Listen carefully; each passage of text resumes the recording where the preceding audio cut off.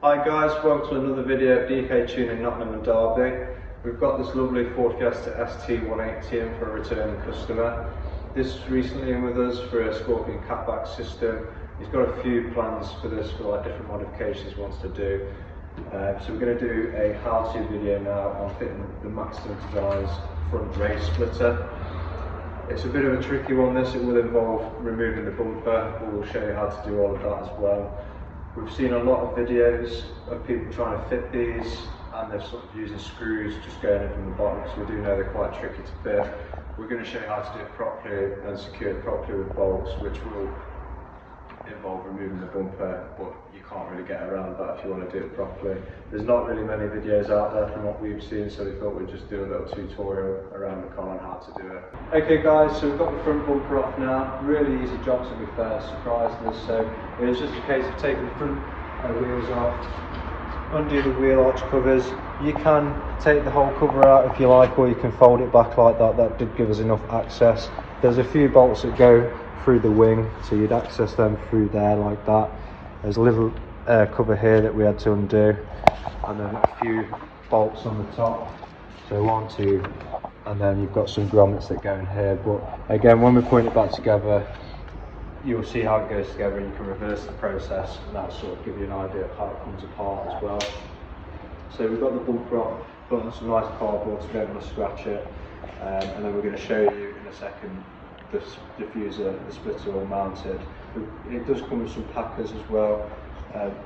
They're going to sort of go along there, but again, once it's on, we'll sort of show you that, and they're pretty self-explanatory really. They line up the holes on the splitter, so we'll show you. So we're just going to show you a bit about the drilling equipment that we're using. Just a standard little drill, that is. It doesn't need to be anything special. We're using a universal drill bit from B&Q. That's a 5mm drill bit. Goes through nice and easy and does the job. All the holes are pre-drilled on the Maxton, so it sort of gives us an idea of where we're drilling. So for example, we'll go into that hole, make sure there's nothing protruding on the underneath, and we can start drilling.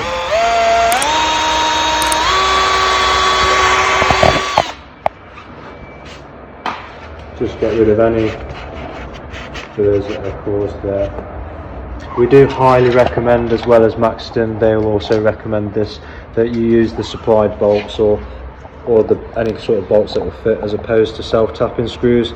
We see no end of people fitting them themselves, quick and easy self-tapping screws, and they, after time, they will just come off, and it's dangerous for yourself, it's dangerous for other road users, so it's always best to do it properly. I'm just going to put a washer on each side and a nylock nut. These are 8mm heads as well, so you'll need an 8mm spanner and an 8mm ratchet, or 2 spanners, it doesn't really matter. Just ran into like a little bit of an issue, well, not so much of an issue, but something we can save you a headache on.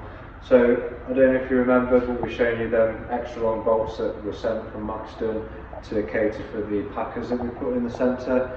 We've just trimmed them down, because what we found is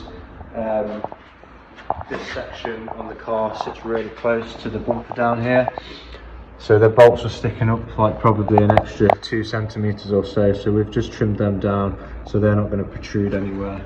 We're going to show you how to do that now. Okay, so we're just going to show you a little tip on how to trim the bolt down and make life easy for you really. So if I'll just show you this.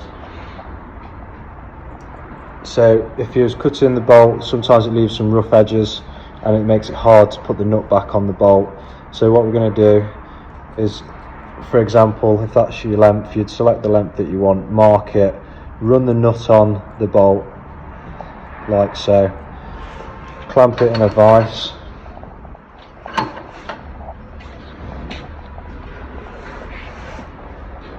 and for argument's sake, just say we marked it there and that's where we want to cut the bolt. We're going to start trimming that. Okay, so that's cut down now. The idea with putting the nut on first is that when we wind it off, it's just going to clean off all them edges and allow us to make a nice thread on the end. So in theory, that should now screw on there nicely. This is the step we've all been waiting for. These are the little braces that come with the kit. We've had to drill into the bumper to fit this, and we'll show you a little bit on how we did that really. So we just sort of set this one roughly to the customer's requirements where he wanted it, and then we measured from the centre of the hole to this line here. This is a nice sharp edge that you can use to measure. So we measured across to the centre of the hole and then up to the centre of the hole.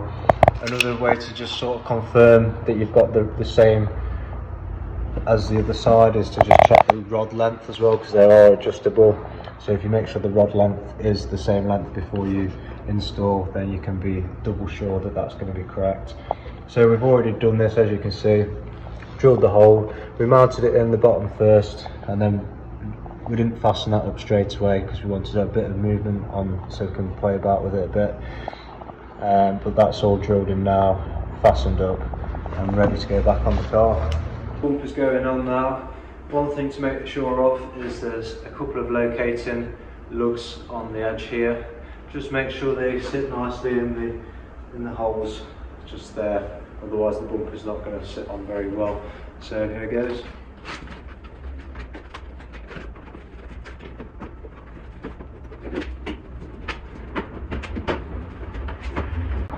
Right guys, it's looking exciting now. Bumper's all on. Splitter is now fitted, all the struts are on. It looks really cool, this does. Massive fan of this one. Fair play to Maxton design. So we're just going to show you, we've just shown you obviously how the bumper goes on. We're going to show you the bolts now. So we've got 2 bolts on the top, one Torx there and another Torx there, and then you have a series of little plastic plugs, one there, one there, one there and one there. We've obviously got a couple missing here. Someone's taken the bumper off previously and not put them back, but so there's 1, 2, 3, 4 that should be there usually.